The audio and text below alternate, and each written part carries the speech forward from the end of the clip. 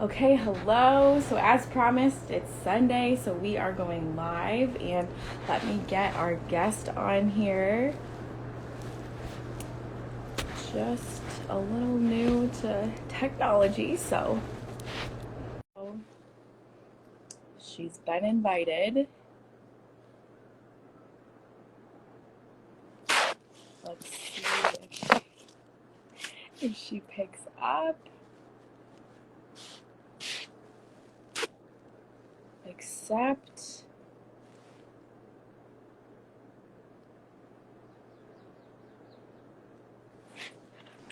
Kayleigh's Okay, joined. I'm here. I couldn't figure Okay, she's here. it out. Woo! Oh my gosh. Kayleigh.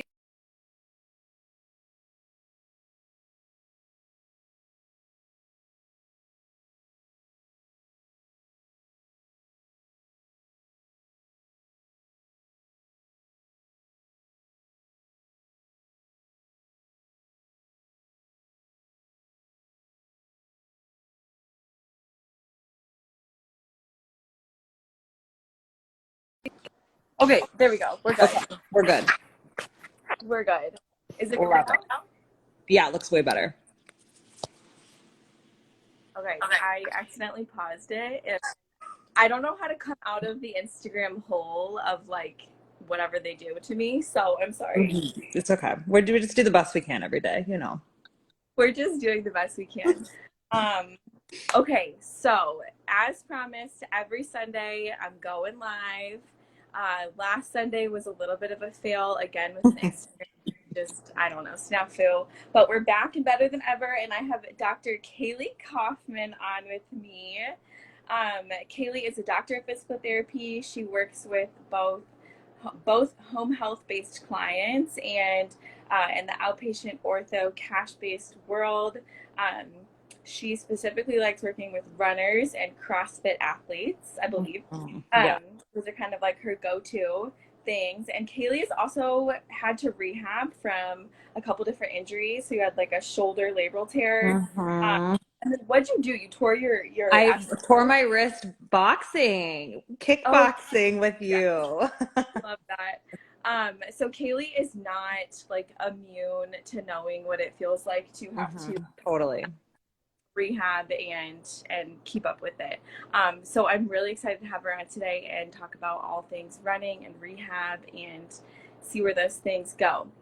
Love it. Thanks for that Yeah. introduction, BB. Yes. Oh, and B is also a two-time marathoner. Um, Yes. currently training for a trail race. Yep, the Black Canyon 60K, which is in February, so it's like north of Phoenix. I'm currently in week 2 of my 18-week training. I just ran 12 today. I'm gonna start hitting the trails probably in like 2 weeks. So kind of supplementing in running and then some high intensity workouts at the 2 gyms I go to, and then strength training on top of that. So Dang, it's a good commitment to discipline and training for sure. that is crazy. What does your training regimen look like now? Are you pretty like these are the days that I run, or are you pretty like fluid with it based on how I you will feel? show you what I'm doing because Go. I like to literally put it all on my wall. Don't mind my handwriting. So I kind of pick the days I want to run versus when I go to move day at Supper City or Anarchy Fit days. I kind of double on some days because I'm a little crazy. I long run Sundays.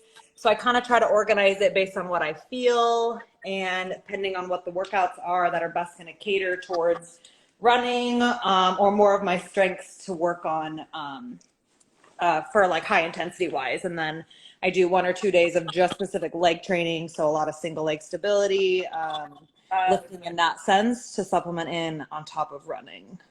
So try to I be pretty organized. I love it. Do you have any rest days in there? Not right now. I think I'm on like 14 days straight. I will rest Yeah. eventually. I just have not yet.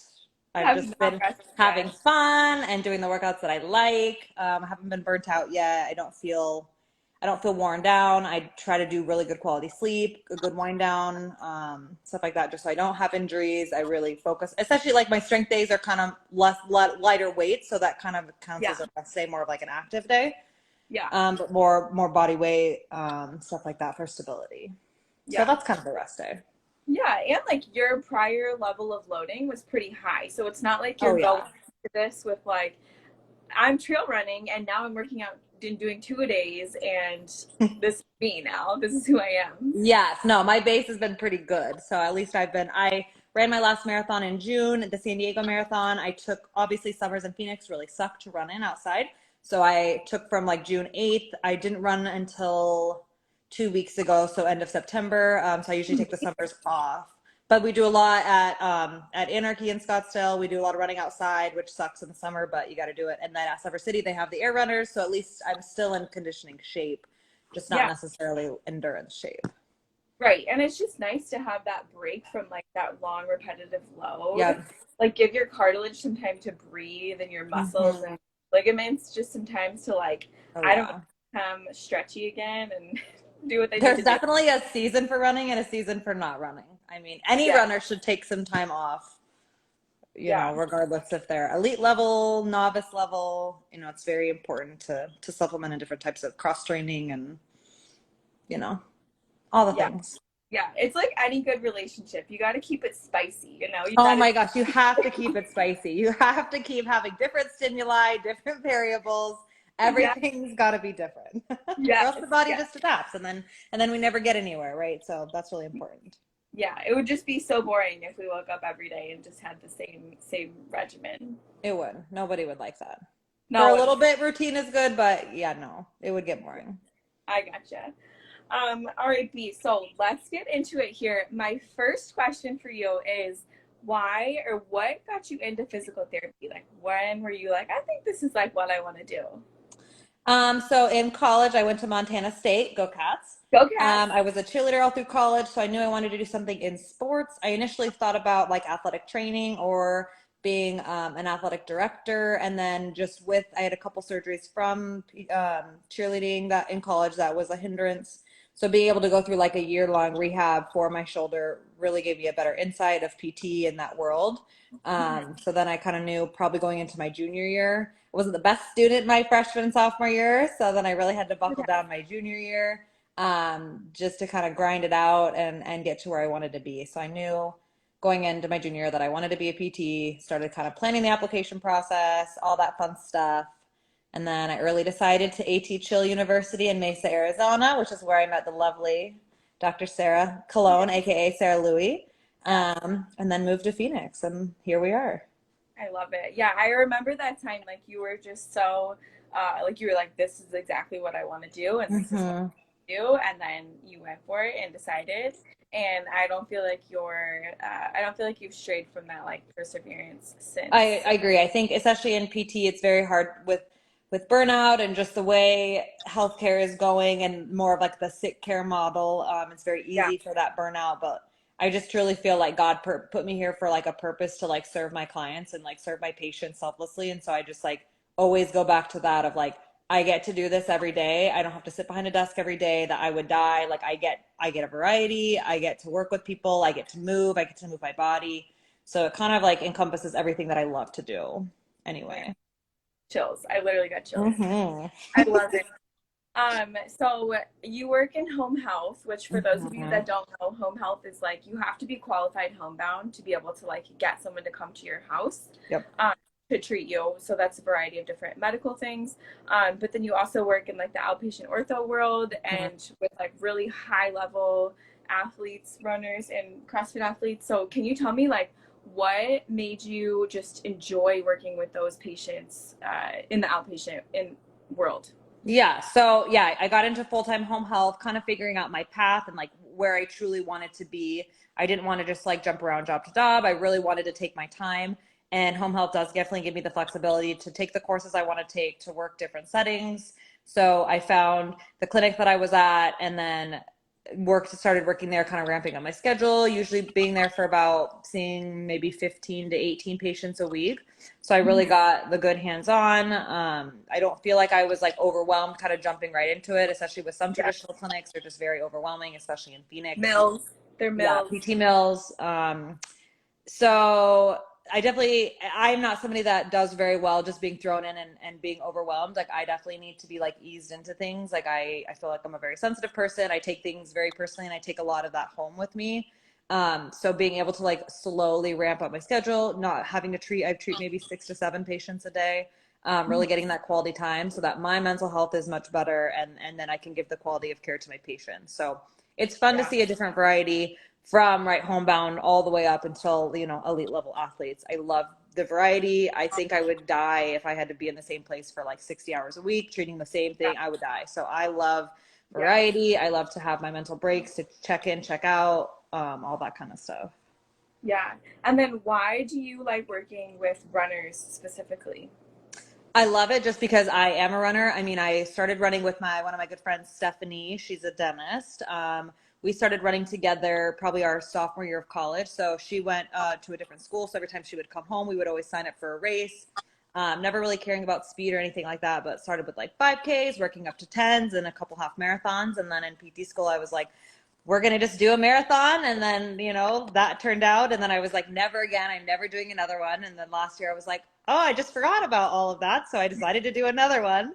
The And then I challenge. started looking into trail running and had a couple good influences, Joe Cosillon, and just a lot of different trail athletes that I were inspiring me to get into it. And so I was like, oh, I'm never going to do this. And then I was like, you know what? I'm just going to sign up for the 60K and see how it goes. So at least runners, like even at any level, right? I treat people that are running their first marathon versus even college athletes that are cross country athletes. And that's just who they are in their DNA. So I love to be able to treat the wide variety of it and treating people that like love to do the same thing that I love to do. Yeah, for sure. There's just like shop talk. Like you're like they're like, oh, I'm Mm-hmm. doing like fartlek or whatever, or like Yes. I'm like, like I get it. Like I can relate. yeah, Like I'm not somebody that's on my high horse that, like I'm level with you. Like I'm going through the same stuff. Like it's personal. Like I think people need that as with their healthcare providers of like, I care. I'm in the same boat. Tell me all about your journey. I'm doing it too. Like we're doing this together. Like we're walking through this together. I love that. I love that personal touch and like um oh, I'm trying to think here, but it's like we just relate to people that like we don't want to buy people's like time like as a healthcare like if Mm-hmm. I'm working with someone and they're my practitioner like I don't actually care about their time like I just care like how do they make me feel like am I getting results with them Mm-hmm. so you having that buy-in with your patients I think is Mm-hmm. amazing and like makes you um I mean, you're already qualified, like PTs are qualified to treat these people, but it just allows you to like have that extra level, which is like I think what our healthcare system is lacking is like that extra level of just Mm-hmm. like knowing that they really care for you and have the time to care for you. Yep. And it's more like being able to say like, okay, if you walk, like talk the talk, can you walk the walk? And like, we are practicing what we preach every day. And I think that's the newer generation of healthcare providers is starting to do that, right? With even primary care, there's so much, I guess, buy-in and overlap with CrossFit and primary care. They're doing an amazing job. So it's just more catering to like, this is what we do. This is how we live. Like movement is medicine. Like this is the way of life. And so I think it's awesome that we can all relate to our patients that way. Yeah, that's great.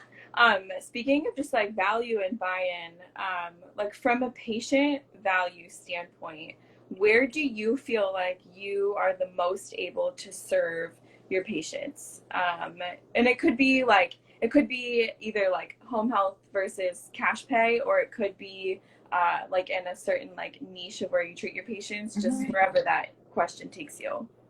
I love that question. I think that I can serve them best when they are motivated and I can like connect with them on the first visit of like, I don't like to sugarcoat anything. I'm like black and white. This is where we're at. This is where we need to go. This is what you need to do. And I will 100% guide you there as long as you need me to, like as long as you're putting in the work. So I have some amazing patients in home health. I have amazing patients in ortho that are athletes. But some people aren't always bought in and they're not ready to trust that journey. And so that's harder for me to be like, you know what, it is your journey. Like I'm here to help you. Like if you don't want to put the work in and do ABC, that's okay. But just know that like we're not going to get there and do the things you want to do. So trying to, if they are bought in and like see their end goal of like, okay, this is how we get from point A to point B, like let's do this. I'm all in if you're all in. Like let's jump together. So Mm-hmm. I think it's very patient to patient, and I can say that about all the settings that I'm in, and it's so rewarding to see that because everybody has their different motivations and what they want to do, and some people don't, and that's okay. You know, that's their journey. So Yeah, that's really their journey. No judgment. It's yep. just where they're at. Um, Hmm. yeah, I really like that answer. Is there anything specific to like when you do work with your cash pay patients and then you're outside of the insurance model? Have you had any instances that you were really like you felt like, wow, I would not have been able to do this under the insurance umbrella and like could go above and beyond because you weren't dictated by Oh what yeah. you needed? Totally. So I have a patient. He's a college level runner. He's been dealing with some groin pain for like 4 years since he was in high school. But as we know, college athletics never stops. You can take time off, but if it's something is so chronic, like it's just going to keep coming back as soon as you keep loading it to train, right, to perform. Yeah. So I was treating him while I was here. We were improving, kind of working on his programming, looking at the programming from his coaches, tweaking that to fit his needs, and the strength portion of it, especially kind of only doing the rehabilitation stuff. And then when he got to college, he had a flare because he thought he was ready to do everything that everybody else was willing to do. And then he set himself back. So it was Yeah. awesome to be able to like do a telehealth session with him and his sports psychologist, just because Wow. mentally he wasn't in a great state, and his coaches. So I've been able to do like 3 or 4 like FaceTime Zooms with all of them to be like, okay, this is our plan. Like we're checking in weekly, like we have a group text. So just those things of like personalizing the touch to get him where he needs to be. Because mentally, like running is his oxygen, right? He's a college runner. He has to take the season off. Like, Yeah. so being able to like have the time to do that and like to really cater to his needs of like, okay, this is how we're going to do it. It just means everything. And he's like progressing slowly and like trusting the journey that we're putting all the tools in place for him to improve. That's amazing. I think sometimes, or I know actually, like when working in insurance based healthcare, whatever, PT, it's like, what therapeutic exercises can we do today? And it's like, I always ask myself, and like one of my mentors always asks, like, what is going to make this session the most valuable for you today? Mm-hmm. And sometimes it's not doing whatever exercise. Like sometimes it's literally just like educating or like pulling Mm-hmm. all the providers together for this person to just like Yep. close the loop and give them what they need. And that would have been in an insurance based setting, that would have been an unpaid time, Mm-hmm. which we're not out here to like make the big bucks. Like we're not out here, like that's like not Mm-hmm. the part No. behind this, but it's like at the end of treating 50 patients in a week, like do I have time to get on the phone with your coach and you and close the loop between this? Yep. No, like absolutely not. And you were also able to like provide him with so much value of like, Mm-hmm. I think we talked about this and you said you changed some of his like strength training programming, Mm-hmm. which you would have never been able to do that if you were No. just saying these are your 3 exercises for the week. Like you were really able to do a deep dive with him, Mm-hmm. which is amazing. Oh yeah. And on our tele sessions, like we don't even like work out. Like we just talk about like, okay, this is where we were at. How did you do? Like load wise, tissue wise, where are we at? He has been doing all the exercises from the summer. So I literally just like create a program in an Excel spreadsheet for him of like, this is what you need to do every single day. And that's our session, is just education of, okay, this is what you're going to do. This is your red light, green light, yellow light of when you can progress, when you can't. This is how many minutes you're going to run this week. This is I like love how your pace, all that. So it's really sometimes a whole orthopedic session for an hour with a patient. I spend 45 minutes just talking about their week of like, okay, what triggered you? Where are we at? How are we that. modifying? And Yeah. then and that's it. That's that, and that means the world, right? It matters of what they do the rest of the 23 hours a day versus just the 1 hour there with me. It's like, okay, this is consistency over time, right? This is a lifestyle of Oh, changing habits and mechanics. for sure. And honestly, so in my model, I'm a solutions based provider. So it's like you want to return to running, or this person, let's say he's my Mm-hmm. client, and like you want to return to your college season pain free. In a traditional model, it might be I'm going to see you for 1,000 visits, not thousand. I'm going to see you for, let's be realistic, like 50 visits, Mm-hmm. over the span of whatever time this Yep. is. But it's like if I'm a solutions based provider and maybe I'm only going to see you for like 6 visits. That's it. Because I'm going to tell you your programming. Our check-ins are going to be like check-ins of just reassessment of what's, you know, how you're doing structurally, and progressing your program. But like the rest of the time, it's like you just going and doing your thing, and Mm-hmm. you're saving time, you're saving money, Yep. you're saving my time, and like Mm-hmm. we can check in really quickly. Like it's It's not easy. Mm-hmm. waiting for the next, you know, time that you're available, but you're booked out for the next 6 weeks. So I don't know when to see you. It's like, let me just text you and then I'll text you back Yeah, in or like, like hop on like a quick 10-minute call. And like not to bash any clinics that take insurance. Every PT goes into PT to try to help people and to try to progress and to change healthcare. It just sucks that this is the constraints that have been put on us. And so yeah, every PT wants to give the best care that they can. And like people do get better, right? Movement is medicine. Anybody, anytime anybody's getting active, that's great. It's just we are able to be a little more specific in how we treat manually, right? And therapeutic exercise or neuromuscular re-ed, right? Really changing mechanics and having the luxury to like focus on them for 60 minutes or so, you know, give or take, yeah, and get the yeah. change And you're you right. want. I mean, patients will get better. Like in patients can get better in either model. It's just like sometimes their needs are more than what Mm-hmm. an insurance-based Yep. model can give them. And then that is the client that is like, I need more than this, and then Mm-hmm. they find the right practitioner. Yep. Um, Or they either turn away from PT because they're like, it didn't work, I had a bad experience. Or they've tried multiple and they're like, you know what, my way is not working. I kind of got to put my money where my mouth is and go for the best care, right? yeah, That's the biggest thing is if it's yeah, willing to change their lives, how much is it worth, right? How much is your quality of life worth? yeah, yeah. Yeah. I think at the end of the day, it's just like finding the right person. And honestly, I feel like you and I are the same. Like, if I'm not the right person for you, I'm gonna find the right Oh person. yeah, Like, you 100%. don't need to come to me. Like, you can come to Kayleigh or you can come to Mhm. Joe down the street. Like, Yeah, I I don't treat that. headaches. Don't give me TMJ. Don't, please, no. Yeah, like you don't want me You do treating. not want me to do that. I can do the best I can, and you'll probably feel a little better. But you really, overall, you don't want me to do that. Yeah. Yes. Yeah. No, you're right. That's a great point. Like if I'm gonna get surgery, like I literally want the surgeon that only does what I need. Mm-hmm. That's And it. people I don't research want that, to. right? There's so much literature out there and information with social media and stuff that people know. Okay, who is the best at total knees or shoulder placement or rotator cuff, labrum, stuff like that. Like it's the proof's in the pudding, right? It's all out there for people to pick the best. Yes, the proof is totally in the pudding. Mm-hmm. Um. Okay. Moving on. What are some of the biggest mistakes that you see with some of your running clients, running or endurance clients? Mm-hmm.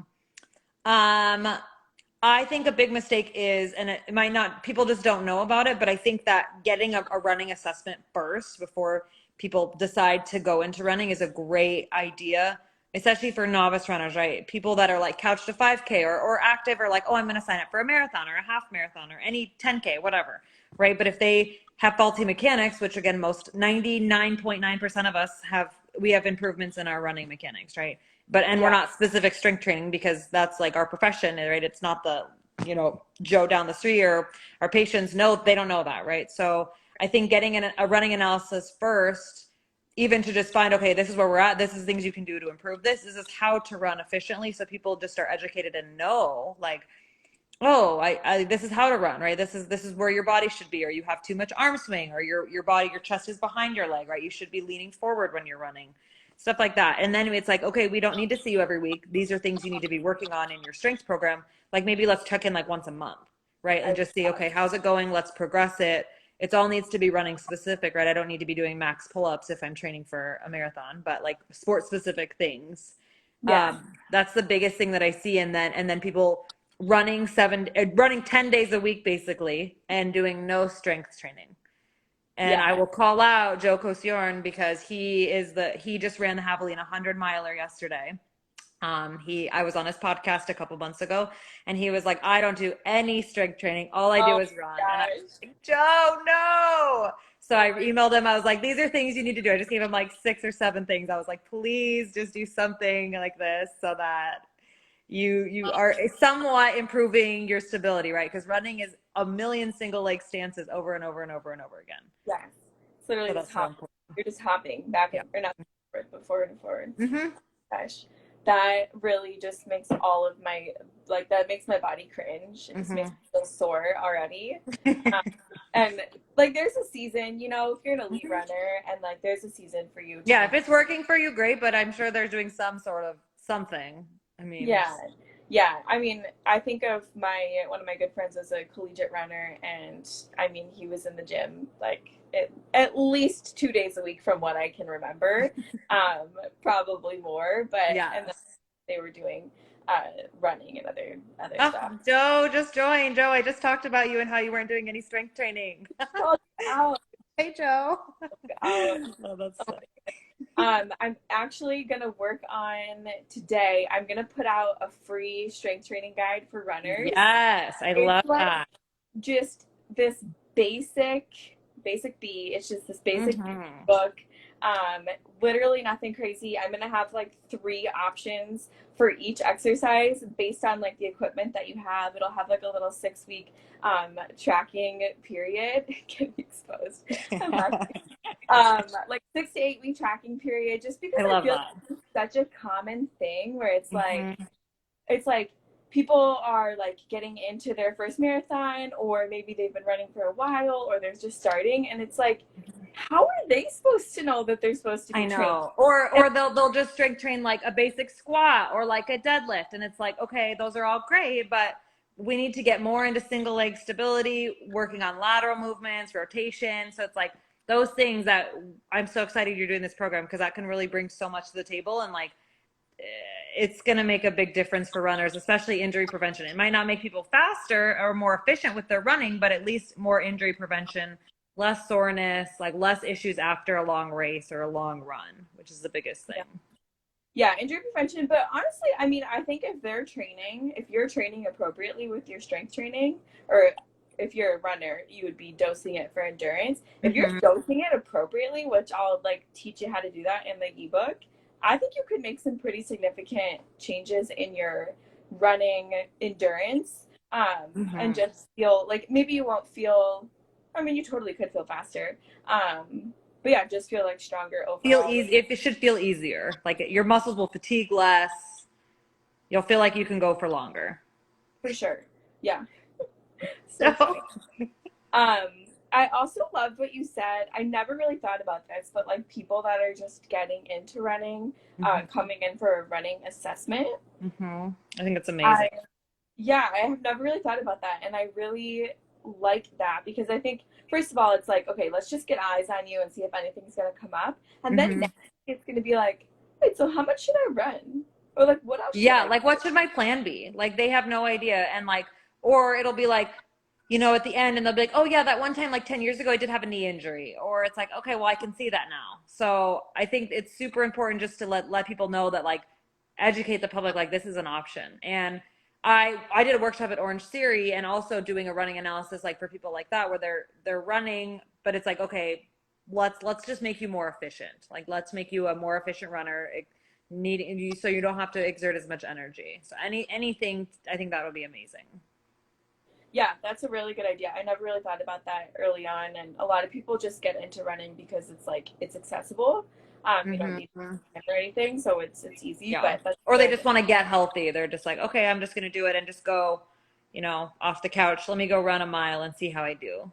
Right. But Yeah, then I have people with like a tendinopathies and Achilles issues because they go run a half a mile and they're like, I can't walk for 3 days. I'm like, okay, yeah, let's look. yeah. Got it. We got to figure that one out together. Yes. You kind of said this with the Orange Theory thing, but are there any ways that you're like serving your clients outside of their sessions? Like, are you doing any, I don't know, workshops or um, whatever's? Yeah, so we did the Orange Theory, which was awesome, just to more educate on that sense. I think I'm wanting to get more into like the running companies down here, especially to do like either like a run club or just like a quick meet and greet before or after, just like quick education. People always have questions. Just at least let them know like we're here, like I'm here, like I'm this is what I do, like I can help you because some people just don't know, and some people view physical therapy as still like old school rehabilitation, like grandma goes to after a total knee, but it's like no, we do so much more than rehab, right? We're movement experts for a reason. We can do everything from, strength and conditioning on a somewhat of a good level, right? Performance-based, prehab, preventative. So really we just want to be, primary care providers for the orthopedic system, right? The musculoskeletal system. Yeah, so well said. So well said. Mhm. Um, that's so good. I'm so distracted because Joe's comment says, I need this. I am so sore right now. Yeah, he ran the 100 miler yesterday. I think he finished in like 16 hours. I was like tracking it on my phone, the live feed. Yeah, he ran the big one Huge. yesterday. He finished like what last night at like 11 maybe. 16 hours of running. It's fine. Oh my God. That is seriously wild. We're proud of you, Joe, and we hope Hmm. you recover Yeah, well. Joe, let's get together. I need some insight for my race so we can chit Yeah. chat about it too. I need some guidance. Yes, yes. So my last question for you is where can we get more from you? Like where are you at? Where are you at like, physically and then like online? How can people connect with you and stay in Yeah, I live in Chandler, Arizona, so I do travel. I do take some mobile patients here and there. I'm seeing a couple girlfriends on the side, mobile, either coming to their house. I have some options to see a couple patients in clinic, renting from a girlfriend. But my Instagram on here is great. Let me know. I'm pretty active at networking and always meeting new people on social media. So I'm always open to, a quick phone call. The one bad thing about physical therapists is that we probably have very poor boundaries, and so we're always ready to respond and ready to help at the drop of a hat regardless. So I joke, but I'm really always available, like for anything. I see. So, That's message, any guidance. And I want to share your program. I think that's super cool that you're doing the strength program. yeah, yeah. I'm excited and I'm really excited to just bring value to people without like asking for anything in return. Hmm. Like there's such a Exactly. We're here to serve. Like we're here to serve the kingdom of God and to serve our patients, and that's what we want to do. yes, this is totally what we want to do. So anything else you want to share while you have the people? All of our one viewer right now. Yeah. I love running. I think we as creatures were born to run.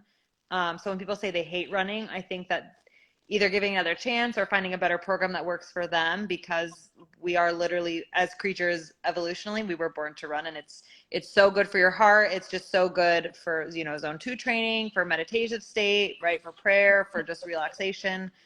There's so many benefits with running that everybody can get into. So I advise if people are fearful of it or have been told I can't run, your knees can never run, Yeah. right? That's not true, right? We can, even people, I have a 55-year-old total knee patient that is back to playing pickleball and basketball and like fine. So like people are able to run. Everybody should be able to run.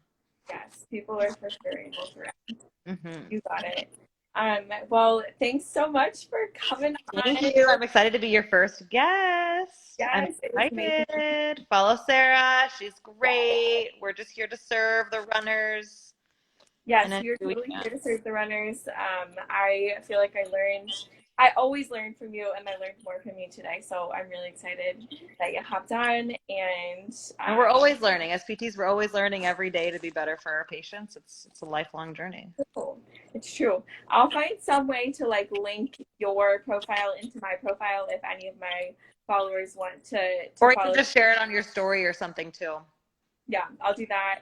But And I hope to see you soon, pal. yes, let's talk soon. Bye, guys. Thank you. Bye, everyone. Thanks. Bye.